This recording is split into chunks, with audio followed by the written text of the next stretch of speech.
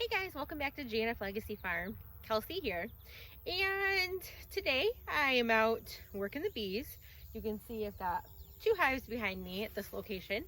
And I really just wanted to give people a little bit of insight of where they can get started with becoming a beekeeper, and some safety tips that you need to know in case maybe you have already started your own hives and you don't have a whole lot of help there. So I'm constantly getting people asking me, telling me that's so cool that you are a beekeeper. How do you get started? I would love to get started. Where do you go? How do you get started as a beekeeper? Because it's very intimidating to start. And I mean, these things, they do sting you. So, and we're always kind of taught at a young age to fear the bees. So it's can be very intimidating to start being a beekeeper.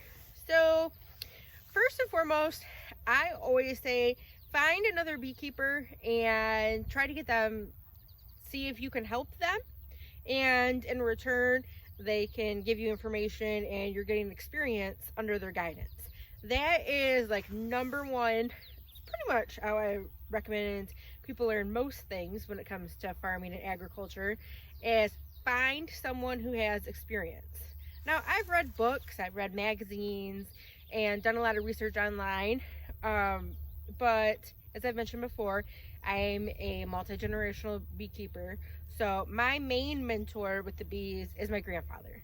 So, you can read any book, read any magazine, any article online you can find, you can watch all the videos, but nothing compares to when you're out in the field and you have a problem and you call someone up and be like, hey, I don't know what's going on here, can you help me? And I've had to do that. I've had to call Grandpa. The worst is then when he's like, I've never heard of that. And I'm like, oh no man, you gotta fix this. So usually he can help me out with anything. He's been doing it for many years. And his father did it as well. It's a family thing that I'm very proud to be a part of. That is part of the legacy in our GNF Legacy Farm, is that we're carrying on traditions with the family that some other people may not be doing. I'm the only one that's interested in the beekeeping, so I'm carrying on that legacy here. So yeah, there's definitely nothing like learning from someone. And I mean, people are always looking for help. So see if you can go help them out one afternoon and, trade a little free labor for some priceless information. Another great way that you can learn, because if you're wondering like, well, gee, Kelsey, thanks, but I don't know anyone that is a beekeeper. How do I find one? Well, luckily, we're in the age of social media, and it's super easy. I mean, there's groups for beekeeping. There's groups for beekeeping in every state. And you might be able to find, one that's even smaller, like maybe in your county or something closer. There should be local beekeeping groups. So search the internet, ask people on social media and your local pages, and you should be able to find some local beekeepers. So maybe you can just go to meetings and kind of learn from there, or maybe you can actually connect one-on-one with someone and they can help teach you more. So that is my number one advice to you for becoming a beekeeper, is to find a mentor. I cannot stress that enough. Find yourself a mentor. So now I kind of want to get a little bit onto the safety part of it. So I've watched lots of beekeeping videos, and I'll see people, they're getting attacked by their bees. And I'll notice that they don't have a smoker. I'm like, where is your smoker? Your smoker is, in my opinion, an invaluable tool. And I know, I've heard people say like, oh, some people are against it. I've never had an issue with it, and it keeps me from being stung. Yes, I've been stung. You're going to be stung as a beekeeper. That's just something that you got to get into your head. You will get stung as a beekeeper. I promise. One way or another. but I've never been like, you know, attacked by the bees or anything like that. So smoker, what this does is going to use it to calm the bees, but what it actually does is when you start interacting with the bees, they can start sending off pheromones as they are being attacked to kind of like warn the whole rest of the hive. So this is going to mask that. So instead of everyone getting the signals like, oh no, something bad's going to happen, let's get ready to sting, they get the smoke signals. They get the smoke, and then that signals for them to, they get the smoke, and then that masks that signal. So there's not quite as much chaos going on. And I've also found that it'll drive the bees down as well too. But it really calms them down. It works really well. We've always used it, and I will recommend that you use one as well. That is like one of the things that bothers me the most when I watch beekeeping videos and I see, you know, people being attacked by bees and don't have their smoker out, and I'm like, no, please use your smoker. And you know, I don't know everything. Like I said, I'm still relatively new to the bees. I've been helping Grandpa out, and then I've got my own bees this year. Another important safety tip is to know your bees. Now, you can tell, I don't think you can really see it from here, but you need to be able to read your bees and kind of know what's happening.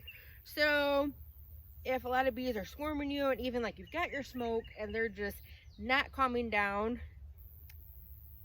you've got a couple problems here. Either A, you have a hive that is really angry and you maybe have some issues with the queen and you need to kind of look into that. Or if it's not an everyday occurrence, you know, it's just, it happens to be that day, maybe something else triggered them and you should just not bother them that day.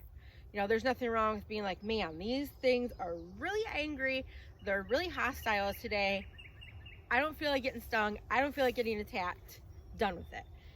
You know, go back a different day. You can definitely, like, different times of the day might give you better responses as well.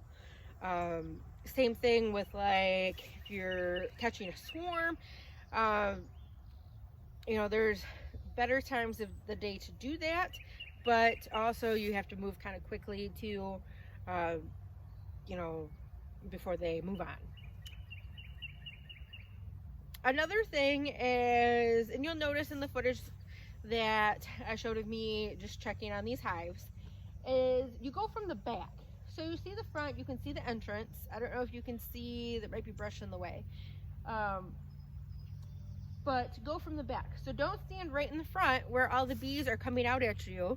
That's kind of silly when you think about it. So go and stand behind, and you'll be, go ahead and stand behind the bees. I got jokes today. So go ahead, stand behind the bees, and it's a safer spot for you. Also, if you have anyone with you, even if they're not like actively doing stuff with the bees, have them stand behind the hives too if you can. And when you're setting up your hives, kind of keep that in mind too, that you want a space behind there, because that's where you're going to be doing the most work at with your bees, is behind them. What else? Oh, proper gear is another thing. If you, like, I just have a cheap veil, but it works. I don't have bees climbing up it or anything like that. I tuck it under my shirt, which is one of the most important things, so they can't get under, and I don't have any issues with that. So keep that in mind. You definitely want to have good gear. Now, as I've put in other videos, I don't wear a bee suit. I wear this, and I've got a veil, and I've got gloves. And that's fine. That works for me, and that works for the bees that I'm working with.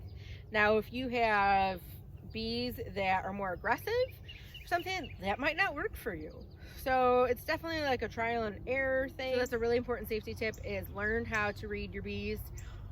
That's something that you should definitely talk to and learn from your personal mentor that you have, is learning how to read the bees and the signs that, you know, they're aggressive and how you can work with that. So if you guys have any questions, please let me know. I'd love to help you. Like I said, find a local beekeeper. That is my #1 advice to you. If you are looking to start beekeeping, find a local beekeeper, find yourself a mentor. So thank you for watching today, guys. Have a great day.